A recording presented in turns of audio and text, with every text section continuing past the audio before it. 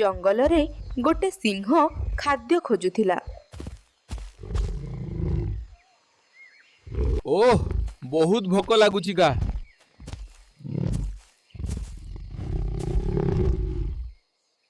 ଯାଉଛି, ସେଇଠି ଗୋଟେ ଗାଈ ଘାସ ଖାଉଛି।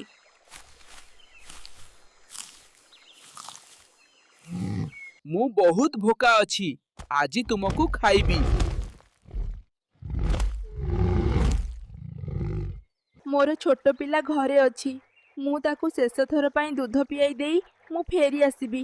ତାପରେ ତୁମେ ମୋତେ ଖାଇପାରିବ। ସିଂହ ଠିଆ ହୋଇ ଭାବିଲା ଯେ ଗାଈ ଫେରି ଆସିବ ନା ନାହିଁ। ତେଣୁ ସେ ଗାଈକୁ ଯିବାକୁ ଦେଲା। କିଛି ସମୟ ପରେ ଗାଈ ସତରେ ଫେରି ଆସିଲା। ସିଂହ ଆଶ୍ଚର୍ଯ୍ୟ ହେଲା।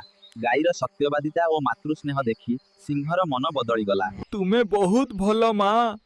ମୁଁ ତୁମକୁ ଖାଇବି ନାହିଁ। ତୁମେ ଯାଅ,